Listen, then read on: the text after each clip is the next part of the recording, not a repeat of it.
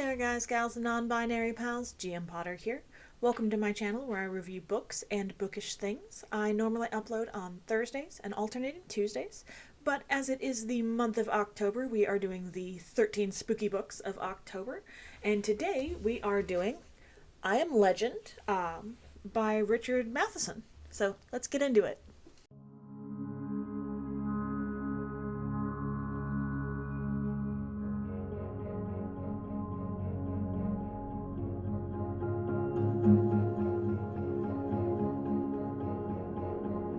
Alrighty, so this book came out in 1954.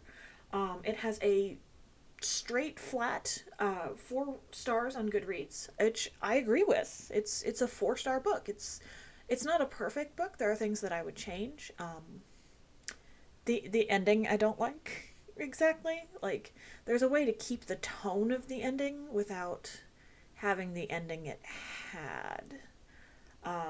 I don't want to spoil it, but maybe if they had gone more of a girl with all the gifts ending and less of the ending they went with, it could have been, I feel like that would have been a truer ending, but that's just me. That being said, this book is bleak. It is bleak AF. It is a dystopian, post-apocalyptic, desolate place. It's a little dated, but holds up remarkably well.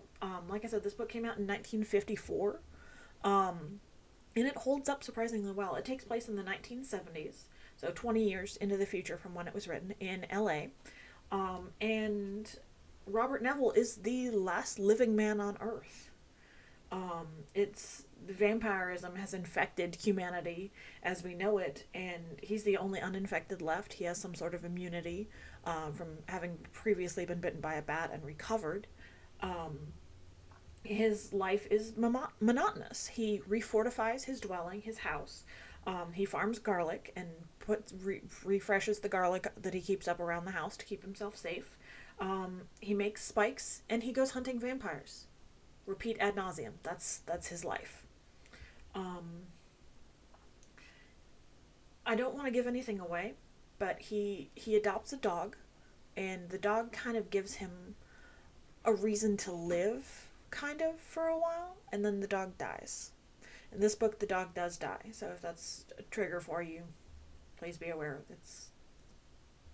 And he has nothing. He believes in nothing. He believes he may be nothing now.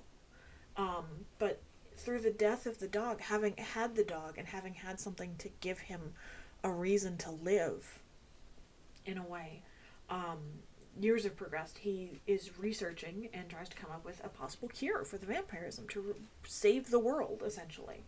And it all changes when he meets Ruth on the LA streets, and I'll leave it there, because from there it's massive spoilers. This is a Will Smith movie. I haven't seen that movie. I don't know if I want to. Just as bleak as the book is, I mean, this book is as bleak as the movie The Mist. If you've seen, not the book by Stephen King, but the movie based on the book by Stephen King, because they changed the ending in that one. And I hear they changed the ending on this one, and it's possibly a happier ending. I'm not sure. I think anything could be happier than the ending we got, because it's just, Dean Koontz, you know how I feel about Dean Koontz on this channel, wrote the most clever and riveting vampire novel since Dracula, which, yes, a better review on the back of the book is, I think the author who influenced me the most as a writer was Richard Matheson, and books like I Am Legend were an inspiration to me, Stephen King. So, high praise from two masters of horror.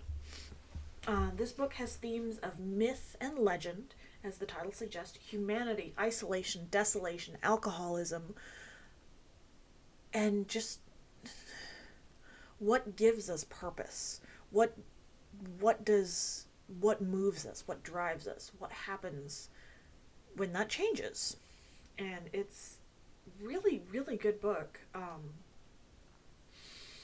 but kind of like Tender as the Flesh, I don't think I'll ever read it again. I think it'll go back in the half price bin, because I don't think I could stand to read this one again because of the ending. So have you read I Am Legend? Did you watch the movie? Have you done both? How did you feel they handled the adaptation? Should I watch the movie?